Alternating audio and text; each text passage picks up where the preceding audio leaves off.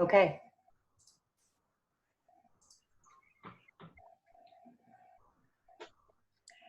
Thank you all for joining us this afternoon on this 55th anniversary of the Voting Rights Act.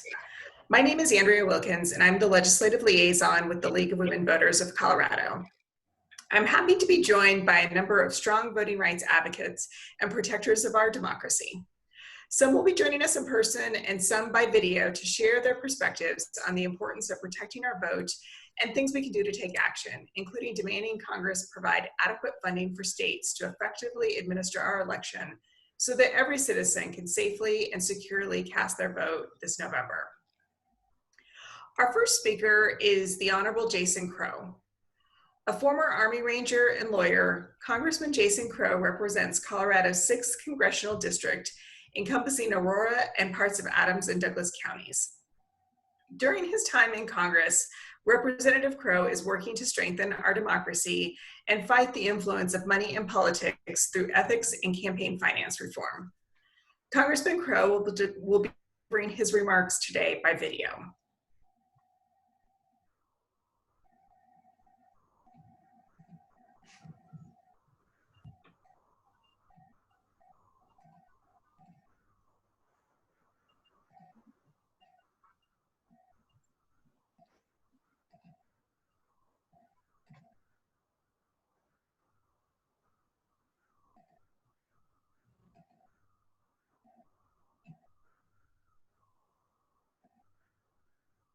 Hi, everyone.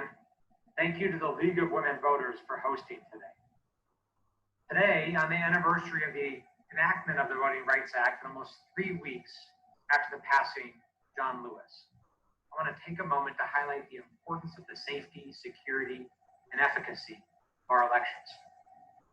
Protecting our democracy is absolutely necessary, and that means ensuring that state and local election officials have the resources they need to run safe, secure, and fair elections, so all Americans have the opportunity to exercise their right to vote.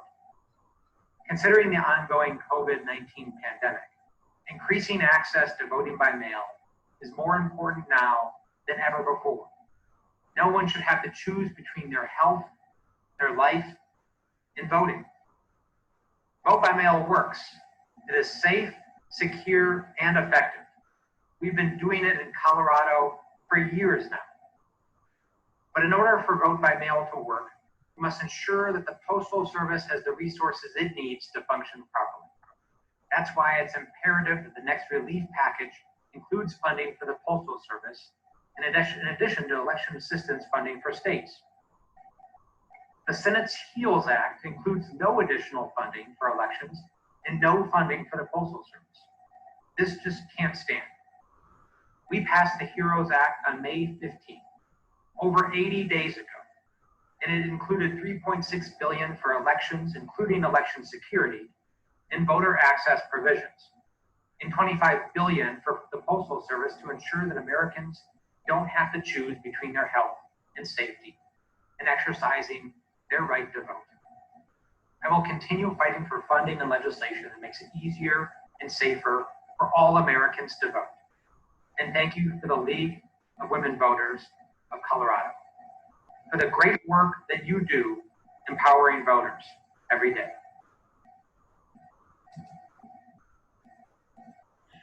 All right, we really appreciate those remarks by Congressman Crow. And we're also very excited to welcome our next speaker, who will be appearing in person, DeBrady, the president of Colorado Black Women for Political Action. Colorado Black Women for Political Action is a nonprofit organization that provides a vehicle for meaningful political involvement of African Americans, creates awareness around issues impacting the African American community, and engages African American women in the Colorado political process. Welcome, Tamra. All right, thank you. I am Tamara De Bradley. I am the president of Colorado Black Women for Political Action, and I would like to thank the League of Women Voters for keeping this conversation at the forefront and for fighting for election funding. and making sure that we all have access. So Black communities have always been vulnerable to gerrymandering, voter suppression laws, and strategies that have led to the disenfranchisement of Black voters. For our community, the 2020 election is so important. It is literally a matter of life and death. And due to COVID-19, we've not only been disproportionately impacted by the pandemic, but it adds another layer of barrier to participating in our election this year. So, number one, no one should be forced to choose between their health and their vote. And without adequate funding, this may be a reality that voters all over the country will have to face. We need to extend the early voting period. There are still states that have not implemented a vote by mail process like Colorado. For states that rely on in-person voting, they need the funding to support extending the early voting process and put safe systems in place for voters and poll workers. It's estimated this will cost about $4 billion to support. So we all witnessed voters in Georgia and Wisconsin waiting in line for up to 5 hours to vote, which is ridiculous. And this was experienced in Black communities. So recently, the House passed the $3.6 billion in the HEROES Act, and the proposal from the Senate allocated $0 towards election funding. And so we need at least $3.6 billion in funding for states to have enough time to invest in their elections to ensure safe voting in November. The Senate's refusal to fund safe and secure voting is beyond disappointing, but we have to see it for what it is, and it's a way to suppress votes. And the negative messaging around the accuracy and voter fraud caused by mail-in ballots, it's all part of that voter suppression goal. Recently, civil rights leader and voter rights activist, Congressman John Lewis passed away, and the Voting Rights Act was his baby. He fought hard to ensure its passage and keep it intact over the years. So today is the 55th anniversary of the Voting Rights Act, and we are still fighting for voter rights. So the right way to honor his memory and those that sacrificed is to restore the Voting Rights Act and ensure adequate funding for our 2020 elections. So again, my name is Tamra De Bradley for CVWPA. Thanks for having me, and thanks to the League of Women Voters for all you do. Thank you, Tamara. We really appreciate you being here today, and we appreciate you sharing your perspective and thoughts with us. Our next speaker is Nicole Hensel, the Executive Director of New Era Colorado. New Era is the leading voice for young people in Colorado politics and one of the most effective youth civic engagement organizations in the country. Nicole will be joining us today by video.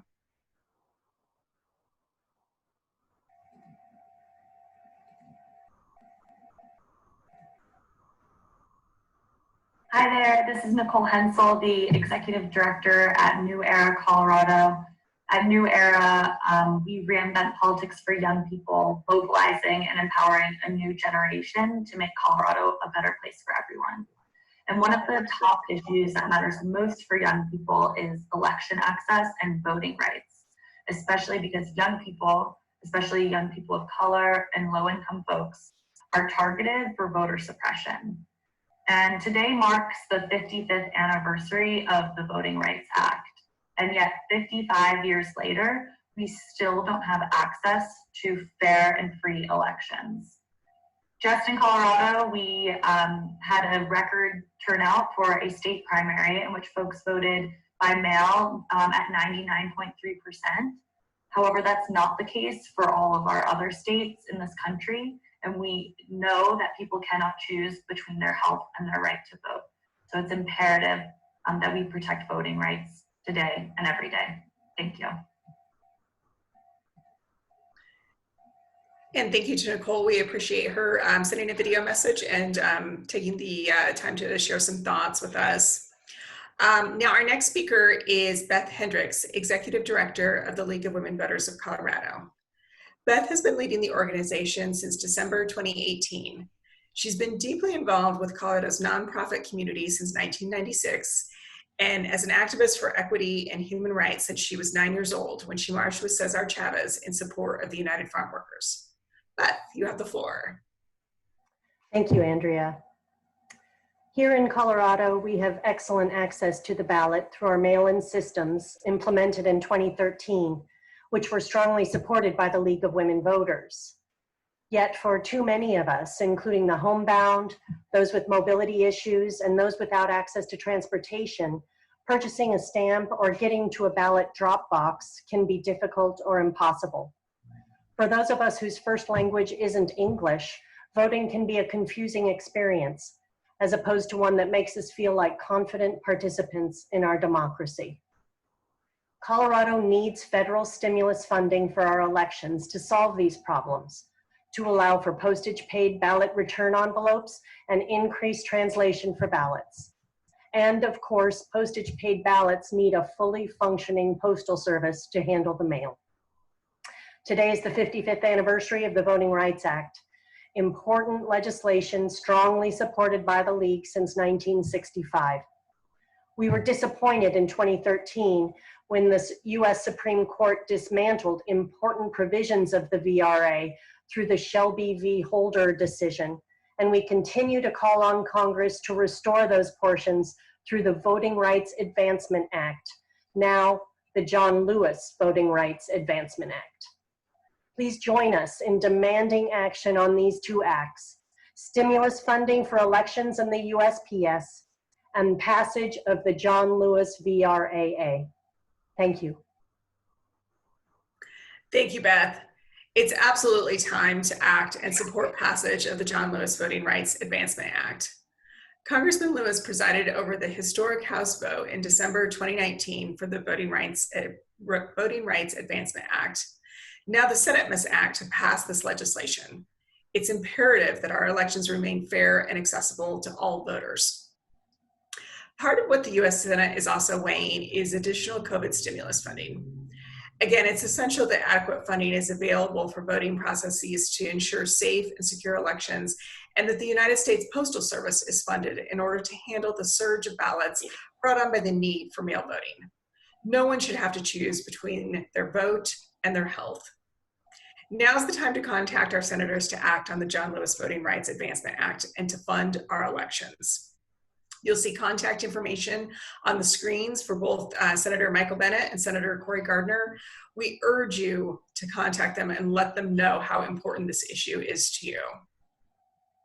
And before we close this afternoon, I'd also like to invite you to consider donating to the League of Women Voters of Colorado. Since 1920, the League has remained a nonpartisan organization focused on education and advocacy and encourages informed and active participation in government. To make a donation or contribution, please visit us at lwvcolorado.org and click on the donation button. We thank you for your support, and we thank you for joining us this afternoon.